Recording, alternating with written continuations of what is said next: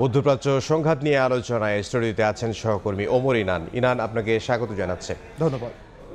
মধ্যপ্রাচ্যের যে সংঘাত, এই সংঘাতের সবশেষ কি তথ্য রয়েছে বিস্তারিত যদি জানাতেন। এরদাদ, আমি শুরুতেই বলি যে সংঘাত তো আসলে চলছে, তবে তার আগে এর মধ্যে ইরান, আপনি জানেন যে সর্বোচ্চ ধর্মীয় নেতা যিনি প্রয়াত হয়েছেন আয়াতুল্লাহ আলী খামেনি, তার মৃত্যুতে 3 দিনের আনুষ্ঠানিকতা শুরু হয়েছে। এর মধ্যে আজ রাত 10টায় মূলত আনুষ্ঠানিকতা শুরু হবে, তবে জানাজার তথ্য এখনও চূড়ান্ত করা হয়নি। যখন চূড়ান্ত করা হবে তখন তা জানানো হবে, কারণ আপনি জানেন যে ইরানের সর্বোচ্চ ধর্মীয় নেতা আয়াতুল্লাহ খামেনির মৃত্যুর পর আসলে শোকার্ত মানুষ কীভাবে রাস্তায় নেমে এসেছে, স্বাভাবিকভাবেই তার জানাজা ঘিরেও কিন্তু মানুষ আগ্রহী এবং জানাজা পড়তে চায়, জানাজায় অংশগ্রহণ করতে চায়। আমরা একটু সবশেষ যুদ্ধের পরিস্থিতি দেখে আসি, আসলে এখন পর্যন্ত কোথায় কি আঘাত হানলো। আমরা জানি যে ইরান, ইসরায়েল এবং যুক্তরাষ্ট্র পাল্টাপাল্টে আঘাত তারা বজায় রেখেছে। ইরানের প্রায় 2000 লক্ষ্যবস্তুতে, অর্থাৎ 4 দিনে, আজকে সহ 5 দিনে লক্ষ্যবস্তুতে হামলার দাবি করেছে যুক্তরাষ্ট্র, এবং এর মধ্যে 17টি জাহাজ এবং একটি সাবমেরিন, ইরানি সাবমেরিন ধ্বংসের দাবি করেছে যুক্তরাষ্ট্র। এবং টানা চতুর্থ রাত গেল রাতেও বিস্ফোরণে কেঁপেছে তেহরান সহ ইস্পাহান বিভিন্ন শহরের মধ্যে। ইসরায়েল দাবি করেছে তারা পারমাণবিক স্থাপনাগুলোই হামলার দাবি করেছিল গতকাল, কিন্তু এখন পর্যন্ত এমন কোনো প্রমাণ তারা দেখাতে পারেনি। আবার পাল্টা হামলা চালিয়ে যাওয়ার ঘোষণা দিয়েছে ইরানের ইসলামী বিপ্লবী গার্ড বাহিনী IRGC। তারা বলছে তারা কোনোভাবেই পিছু হচ্ছে না, কারণ আয়াতুল্লাহ আলী খামেনির মৃত্যুর পর তারা বলছে যে শুধুমাত্র একক ব্যক্তির উপর মূলত ইরান কখনো দাঁড়িয়ে না, তারা পুরো রাষ্ট্র হিসেবে, জাতি হিসেবে, ইসলামিক প্রজাতন্ত্র হিসেবে তারা লড়াই করছে যুক্তরাষ্ট্রের যে আধিপত্যবাদ এবং ইসরায়েলের যে ইন্ধন তার বিরুদ্ধে। আরও কিছু তথ্য আছে, আমরা সেগুলো একটু দেখে আসতে চাই। আপনি জানেন যে ইরান ইসরায়েল সংঘাত শুরু হওয়ার পর থেকেই আসলে দুপক্ষই মধ্যপ্রাচ্যেও কিন্তু হামলা চালাচ্ছে ইরানের পক্ষ থেকে। আমরা দেখেছি লেবাননেও তারা হামলা চালিয়েছে গত পরশুতে, এবং সেটি কিন্তু পরিধি আরও বাড়ছে দিনে দিন, এবং সেখানেও হতাহতের ঘটনা ঘটছে। ইরানের পাল্টা আক্রমণ রয়েছে, আমরা দেখতে পাচ্ছি কুয়েতে, দুবাইতে, সৌদি আরবে, এমনকি সংযুক্ত আরব আমিরাত। আমরা দেখেছি দুবাইতে যেমন হয়েছে, আবার একইভাবে বাহরাইনেও হামলা হয়েছে, এবং সেখানে শুধুমাত্র জ্বালানি স্থাপনা না, তারা আসলে একেবারে বেছে বেছে মার্কিন যে ঘাঁটিগুলো রয়েছে, কোথাও বিমান ঘাঁটি রয়েছে, আবার কোথাও মার্কিন স্থাপনা রয়েছে, মার্কিন যে কনসুলেট রয়েছে, সেখানেও আসলে হামলা চালাচ্ছে ইরান। আমরা দেখেছি এর আগে যে দুবাইয়ের যে লাক্সারি যে হোটেল, সেখানেও কিন্তু হামলা চালানো হয়েছে।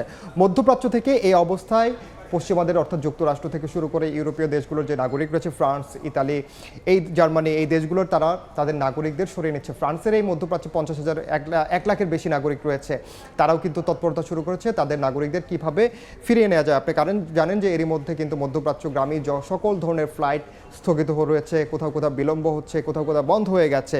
এবং ট্রাম্পের যুক্তি যথেষ্ট নয় বলে মন্তব্য করেছেন ডেমোক্রেটরা। মার্কিন কংগ্রেসও কিন্তু এরই মধ্যে ট্রাম্প তোপের মুখে পড়েছেন, কারণ ট্রাম্প এই যুদ্ধ ঘোষণা করতে পারেন কিনা এককভাবে সেটি নিয়ে প্রশ্ন তুলছে। এমনকি রিপাবলিকানদের মধ্যেও কিন্তু আসলে প্রশ্ন উঠছে, যে কারণে আসলে এই ট্রাম্প এই যুদ্ধটা কতদিন চালাতে পারবেন সে নিয়েও কিন্তু একেবারে যুক্তরাষ্ট্রের মধ্যেই আসলে আলোচনা হচ্ছে। এই যে সংঘাত হচ্ছে, ইসরায়েল এবং যুক্তরাষ্ট্র বিভিন্ন জায়গায় লেবাননে হামলা চালাচ্ছে, ইরানে হামলা চালাচ্ছে, এবং ইরানও বিভিন্ন জায়গায় ঘাঁটিতে শুধু নয়, তারা হোটেলেও হামলা চালাচ্ছে। কেন হামলা চালাচ্ছে সেটি আপনার কাছ থেকে জানবো একটু পরে।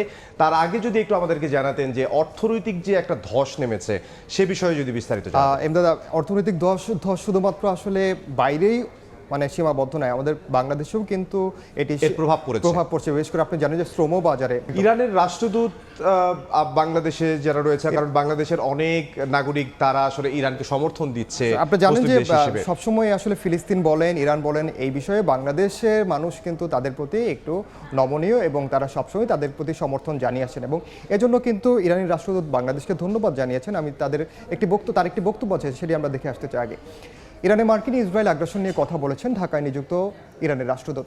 বাংলাদেশের সমর্থন ও সহমর্মিতার জন্য কৃতজ্ঞতা জানিয়েছেন তিনি।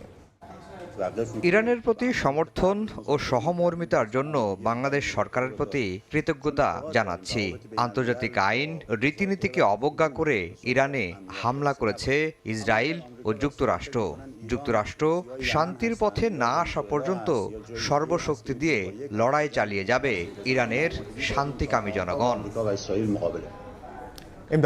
ইরান, যে বিষয়টি আপনার কাছে কিছুক্ষণ আগেই জানতে চেয়েছিলাম, যে ইরান কেন মার্কিন যে ঘাঁটিগুলো রয়েছে সেই ঘাঁটিগুলোতে হামলা করেছে, এছাড়াও বিভিন্ন হোটেলগুলোতে, বুর্জ আল আরব এবং আরও নানান হোটেলগুলোতে আমি কেন আমাদের হাতে তো হামলা খুব চালাচ্ছে? সময় কম, আমি খুব ছোট করে বলে দিই যে আসলে মধ্যপ্রাচ্যের দেশগুলোতে কেন হামলা চালাচ্ছে। প্রথমত যে ইসরায়েলে আপনি জানেন যে ইসরায়েলের অনেকগুলো দেশ পার হয়ে তারপরে যেতে হয় ইরানের মিসাইলগুলোকে যদি চালাতে হয়, সেক্ষেত্রে মার্কিন ঘাঁটিগুলোই সবচেয়ে সহজ তাদের লক্ষ্য। আপনি জানেন যে মধ্যপ্রাচ্যের বিশেষ করে উপসাগরীয় দেশগুলো যেহেতু মার্কিন সেনাদের প্রশ্রয় দিয়েছে, আশ্রয় না, দিয়েছে, মার্কিন সেই কারণে ঘাঁটি আসলে ছাড়াও তারা হোটেলে কেন হামলা চালাচ্ছে? হোটেলে আসলে তারা কিন্তু আসলে হোটেলে একেবারে সুনির্দিষ্টভাবে হামলা চালিয়েছে এটি আসলে বলা যাবে না, কারণ কিছু কিছু ভূপাতিত করতে গিয়ে আসলে হোটেলের উপরে আছড়ে পড়েছে, দেখা গেছে তার সেগুলো কিন্তু না, কিন্তু সুনির্দিষ্টভাবে কোনো গোয়েন্দা তথ্য আছে কিনা যে মার্কিন ঘাঁটি থেকে সরিয়ে তাদেরকে হোটেলে নেওয়া হয়েছে? আসলে সেটি নিশ্চয়ই সময়ের সঙ্গে সঙ্গে আসলে কথা বলা যাবে। তবে আরেকটি বিষয় যেটি না বললেই নয় যে এই যুদ্ধের প্রভাব কিন্তু শুধুমাত্র আমাদের দেশে নয়, আন্তর্জাতিকভাবে বৈশ্বিক পরিস্থিতিও কিন্তু প্রভাব পড়ছে। আপনি জানেন যে হরমুজ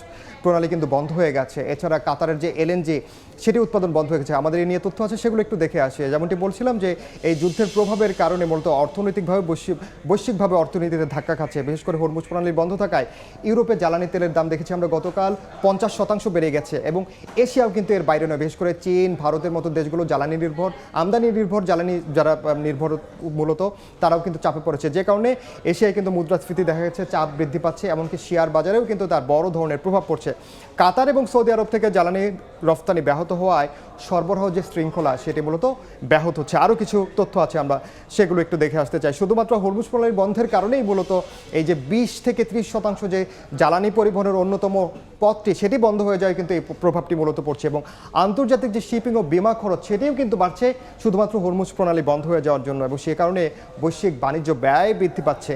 আর এই যুদ্ধ যদি দীর্ঘ মেয়াদে আসলে চলে, সেক্ষেত্রে বিনিয়োগ কমে যাবে স্বাভাবিকভাবে, সেক্ষেত্রে বৈশ্বিক প্রবৃদ্ধি সেটিও কিন্তু কমে আসবে, এবং জ্বালানি নির্ভর দেশগুলোর অর্থনৈতিক ঝুঁকি সবচেয়ে বেশি বাড়বে। আপনি জানেন যে বাংলাদেশ তো অবশ্যই পুরোপুরি জ্বালানি নির্ভর, বিশেষ করে তারা কিন্তু মধ্যপ্রাচ্য থেকেই সবচেয়ে বেশি জ্বালানি আমদানি করে থাকে।